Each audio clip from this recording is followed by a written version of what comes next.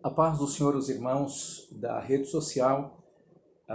Bom dia, boa tarde, boa noite, depende do horário que você está acompanhando esta programação, ou seja, esta mensagem.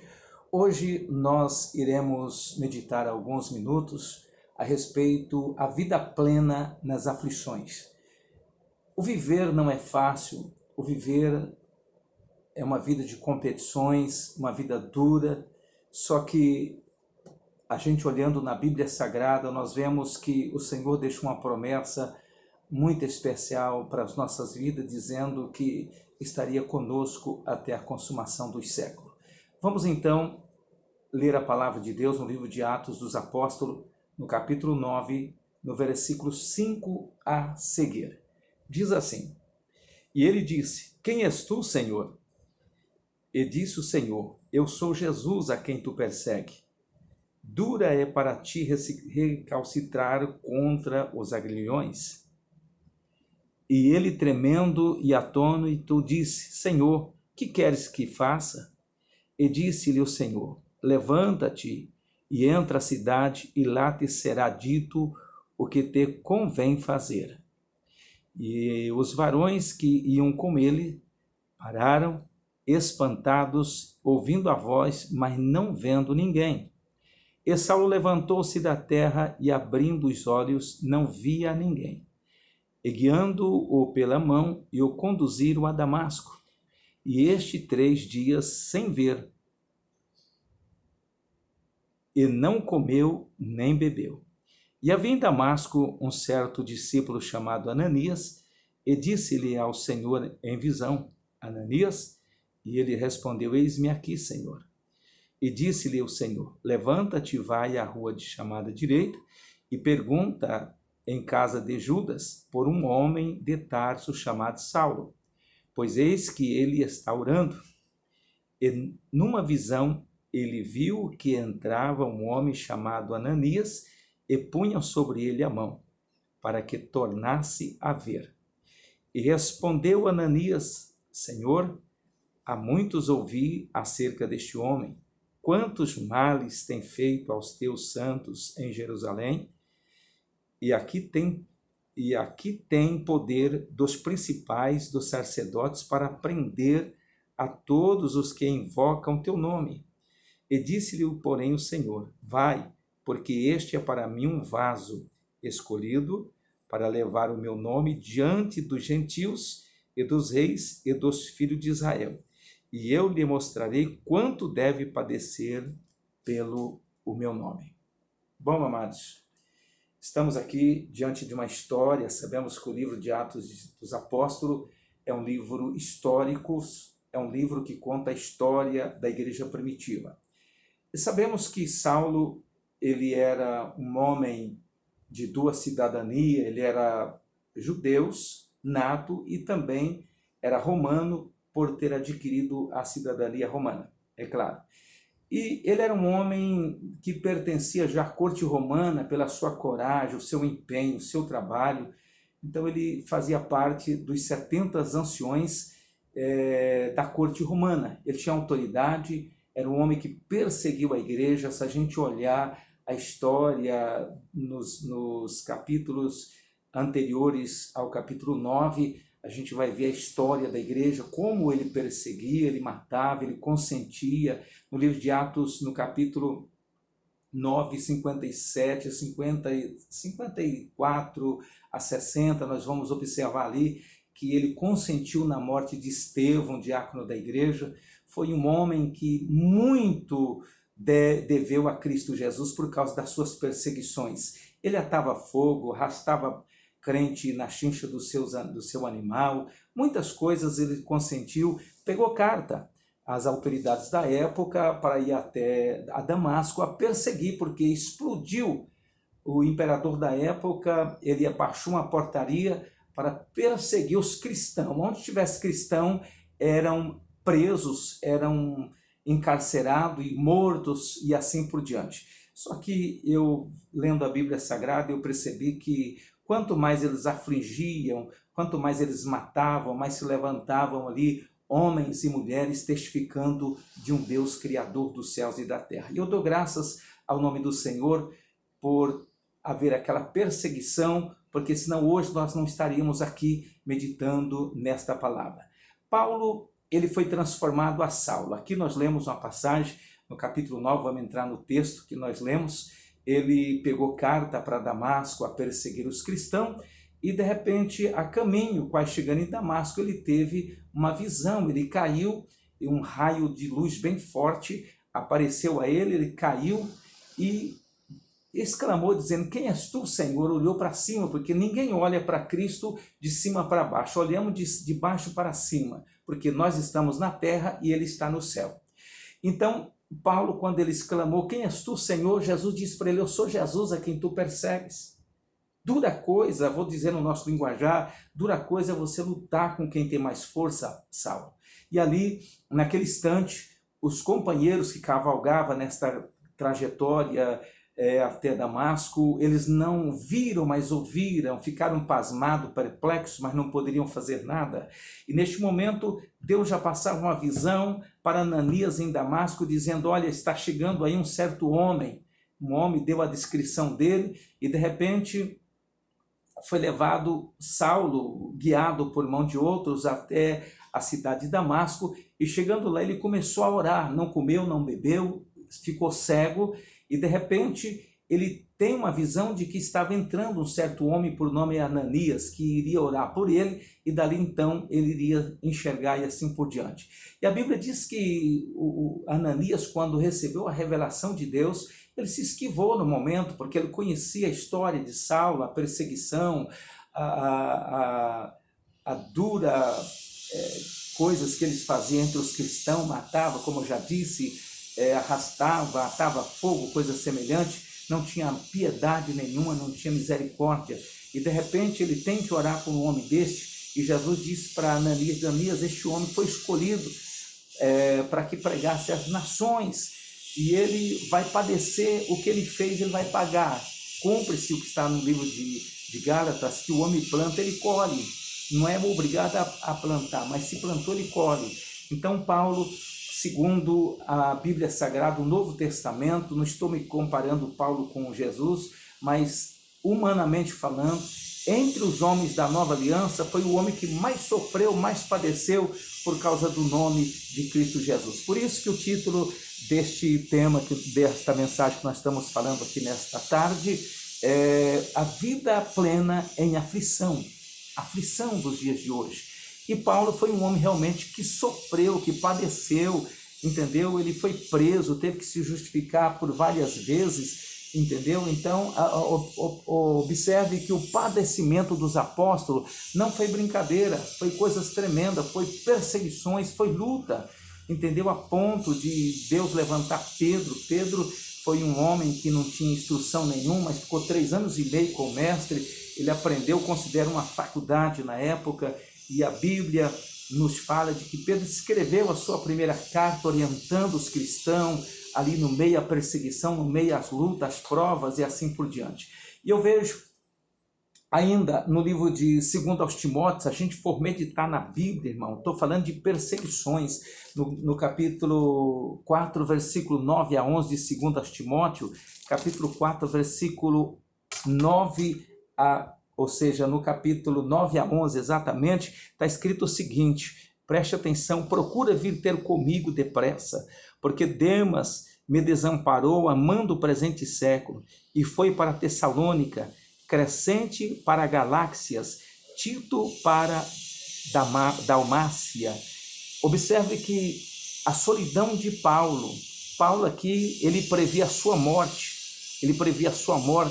e diz a Timóteo, escrevendo a sua segunda carta a um pastor inexperiente da Ásia Menor, provavelmente na igreja de Éfeso, ele estava dirigindo, um jovem de oração, com seus joelhos, a Bíblia chega a nos afirmar que ele tinha calos no joelho, e ele escreve a sua segunda carta a Timóteo, dizendo desta forma: procura vir ter comigo depressa, porque a solidão dele não era brincadeira, não era fácil, ele estava só. Observe que ele diz ainda aqui no versículo 9, dizendo: Demas me desamparou, amando o presente século, e foi a Tessalônica, Crescente para Galáxias, e Tito a Dalmácia. Quer dizer, um dos companheiros deles se afastaram do evangelho, foram para o mundo, do presente mundo da época, e Tito, ele foi para a Dalmácia. Tito, nós vemos na Bíblia Sagrada que ele foi escolhido para organizar a igreja de Creta, levantar presbítero e assim por diante. Ele ficou só.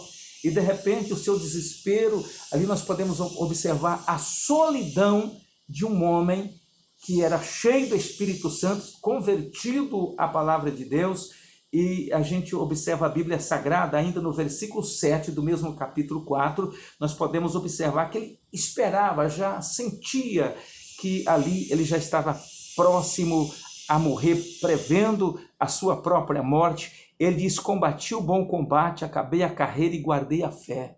Um homem que perseguiu, um homem que lutou, um homem que fez tudo para destruir a igreja, e de repente ele estava sendo perseguido e assim por diante. Lá no livro ainda de 2 Timóteo, nós podemos observar 2 Timóteo capítulo 2, o versículo 4. Observa o que diz aqui a palavra: ninguém que milita se embaraça com o negócio desta vida, a fim de agradar aquele que o alistou para a guerra, diz a palavra do Senhor nosso Deus. Observe, meus irmãos, que nós podemos observar aqui na palavra de Deus que além da solidão, o padecimento traz solidão, e a solidão dos apóstolos pode trazer um novo caminho, um novo caminho para o arrependimento e assim por diante. Observe também no livro de Mateus, no capítulo 7, versículo 4, levando lá no primeiro livro do Evangelho, no capítulo 7, no versículo 4, o que diz a Bíblia? Mateus capítulo 7, e o versículo 4, 7, ou como dirás a teu irmão, deixa de tirar o arqueiro do teu olho, estando uma trave no teu. Quer dizer, observamos aqui que no caminho da vida é a melhor coisa a gente esperar no Senhor. A tal situação que nós estamos passando, vivendo nos dias de hoje, eu confesso que eu nunca esperava, durante esse todo o tempo na igreja, por 37 anos, quase 38 anos na igreja, nunca esperava numa situação de ter que nos recuar obedecendo às leis, porque a Bíblia Sagrada, ela diz que o melhor é obedecer do que sacrificar. Às vezes nós nos incomodamos neste exato momento por deixar tudo e ficar resguardado dentro da nossa casa. Olhando diante desses versículos da palavra de Deus, eu me contento em parte porque eu creio, amados, que Deus ele está um pouco irado com as igrejas do presente século 21. Hoje, às vezes, nós temos a oportunidade de cultuar, de vir para a igreja, adorar, glorificar, exaltar o nome do Senhor, e às vezes nós nos damos importância. E muitas pessoas, às vezes, vinham para a igreja e não davam importância para a sua família, sua esposa, seus filhos e assim por diante. Deus é aquele Deus que vê, irmão, o coração. Ele vê antes de nós acontecer alguma coisa, ele já sabe o que nós iremos passar. Portanto, diante deste versículo, eu peço aos irmãos que o sofrimento do dia de hoje não pode comparar com o sofrimento de Cristo, é lógico. Hoje é por alguns dias, eu creio, porque a oração é a chave da vitória. Se a gente observar, Paulo, ele teve uma visão, ele tinha que atravessar a Macedônia, tinha uma missão para ele, e ele talvez despediu dos seus amigos ali na Macedônia, que teve que atravessar para o outro lado, e chegando em Filipe, lá ele libertou uma moça que era escrava 2 vezes de Satanás e do homem. E de repente ele é surpreendido pela multidão, lhe pega, lhe chicoteia e depois leva às autoridades e é preso. No livro de Atos, no capítulo 16, precisamente no versículo 25, a Bíblia diz que ele é preso com as costas dilaceradas, ali ensanguentada, com os pés no tronco. entendeu? Graças a Deus que ainda nós não estamos com os pés no tronco, nós temos a liberdade, um país laico, que nós podemos adorar o Senhor em casa, voltar a ter aquele culto doméstico, que hoje provavelmente não existe mais. Conselho, pai e mães, faça os seus cultos domésticos aos seus filhos, ensina a criança no caminho em que deve andar, para quando se envelhecer, não se desviará dele. Isto não existe mais, entendeu? E nós vemos que a falta de amor à palavra de Deus não tem mais apego à presente igreja do século 21, não vou generalizar, mas muito tem desprezado a palavra, não tem se colocado na oração. A oração é a chave da vitória. Quando o crente ora, Deus está no trono, ele ouve, o crente continua orando, Deus levanta do trono, a igreja continua orando, Deus desce para abençoar, e nós não fazemos nada, não glorificamos o nome do Senhor. Isto eu creio que foi Deus que permitiu, porque nada acontece nesse mundo a não ser com a permissão de Deus. É para que nós nos acordamos deste sono que estamos dormindo. Paulo chegou a dizer: desperta tu que dormes, que Cristo te esclarecerá. Portanto, amados, vocês que estão acompanhando aí esta mensagem, levanta do pó, não desanime, não é o fim. A prova não é o fim do crente, a prova é para que nós nos coloquemos na presença do Senhor. Talvez você deixou de orar, de buscar, de ter responsabilidade com a tua vida espiritual, e Deus permitiu esses momentos que às vezes para muitos estão angustiados, ficar preso dentro de casa, sem ir por templo adorar o Senhor. Mas a Bíblia diz, irmão, no livro de 1 Coríntios, capítulo 3, a Bíblia diz: aquele que destruiu o templo de Deus, que é o nosso corpo, o Senhor destruirá no último dia. Portanto, isto é o Deus nos sacudindo, é o Deus passando a sua peneira, é Deus passando o seu prumo, como diz Amós. Deus tem o seu prumo, onde estiver roturas, precisa sair esta rotura, esta fraqueza espiritual, essa debilidade espiritual que você está passando, que a igreja está passando. Existem igrejas, não estou falando de denominações, estou falando de igreja, eu e você, tem irmãos que deixam Cristo de fora, e ele mesmo, o ego fala mais alto, ele quer fazer tudo sem colocar Cristo na frente, irmão. O próprio Jesus disse: sem mim nada podeis fazer. Portanto, é um momento de cautela, é um momento que nós devemos de orar, de buscar o Senhor enquanto se pode achar, invocar o seu nome enquanto está perto. Observe que também que os judeus, lá no livro de Isaías 59, que eu vou até buscar lá para que eu não erra o que nós iremos meditar neste momento.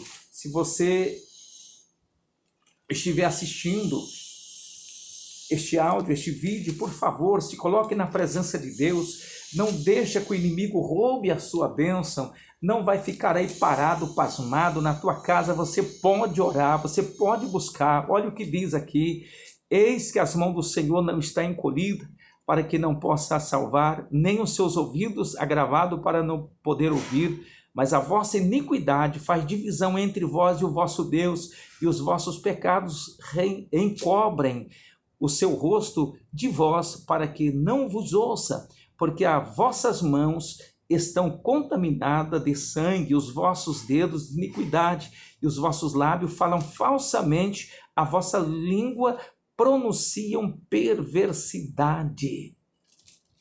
Está vendo? Deus levantou o profeta Isaías, 1,5 séculos, a nação de Israel sofrendo na mão dos romanos, e de repente Isaías fala: olha, Deus não está com os seus ouvidos tapados, nem que não possa ouvir, entendeu? A divisão, o pecado que faz divisão entre ele e vocês, entendeu? Entre nós e Deus. Portanto, eles descobriram, a momento que eles descobriram esses mínimos detalhes, eles começaram a se colocar na presença de Deus, e de acordo com que eles vão se colocando na presença de Deus, Deus vai abençoando de uma forma grande. Então, há momento na nossa vida que nós precisamos acordar, precisamos levantar deste sono, precisamos levantar, entendeu? Paulo, aos Filipenses, no capítulo 4, eu quero ler aqui para você, eu quero ler Paulo no Filipenses, capítulo 4, o versículo 12 e 13, rapidamente, aqui eu estou procurando, deixa eu passar para você, esses versículos aqui para que você entendam a palavra de Deus, depois do livro de aos Efésios, capítulo 4, e o versículo 12, que diz: sei estar abatido e sei também ter abundância. Em toda maneira, em todas as coisas, estou instruído, tanto a ter fartura como a ter fome, tanto a ter abundância como padecer necessidade. Posso todas as coisas naquele que me fortalece. Aí está Paulo, depois de uma vasta experiência, voltando lá na vida de Paulo, de uma vasta experiência, um homem que vivia no meio da sociedade, respeitado, era funcionário público, um bom salário, estabilidade, tinha tudo, e de repente ele se encontra preso, abandonado, pedindo para que alguém viesse depressa. Tem outra passagem que o frio lhe assolava: traga minha capa depressa, entendeu? Então nós observamos que os apóstolos padeceram sofrimento, solidão, fome, e aqui no livro que nós lemos aqui no versículo 12, ele foi instruído. Ele foi instruído, ele diz, ele sabia estar abatido e também sabia ter abundância. Ele já tinha instruído para todas essas coisas, sabia ter fartura, padecer necessidade, passar frio, enfim. Ele estava um homem já maduro, instruído, de acordo com a palavra de Deus. Portanto, amados, eu quero que você medite nesta palavra e tenha consciência que é apenas um momento. O vento vai passar. O vento está soprando. Vamos nos recuar em oração na nossa casa, com a nossa família. Vamos pegar na mão da nossa família. Vamos fazer aqueles cultos domésticos. No entanto, também quero orientar os irmãos antes de encerrar. Já está ficando muito comprido. Eu quero avisar todos vocês que nós temos o site da igreja, www.pda.com.br. Vocês podem entrar lá tem os cultos diários, 5 da manhã, às 10 da manhã, às 16 horas e às 11 da noite. Portanto, não percam, abaixe o aplicativo da igreja no seu celular. Nós temos aí bastante recurso hoje. Portanto, que Deus te abençoe. Deus te abençoe, que Deus possa te abençoar, que esta palavra falou grandemente no teu coração, que o Espírito Santo continua falando. Oremos. Eterno Deus, querido Pai, graças eu dou a Ti nesta hora, meu Deus. Pai de bondade, Deus eterno, obrigado. Abençoa cada irmão e irmãs, ó Pai, a pessoa, aonde quer que esteja, ó Pai, ouvindo ou vendo, Senhor, este vídeo, que seja abençoado, que o Senhor conforte o coração e ajuda elas a permanecer na Tua presença. É o pedido da minha oração e certo da resposta no nome de Jesus. Que a graça do Senhor Jesus Cristo, o amor de Deus, a comunhão e a consolação do Espírito Santo esteja com todos, em nome de Jesus. Muito obrigado. Deus abençoe todos vocês.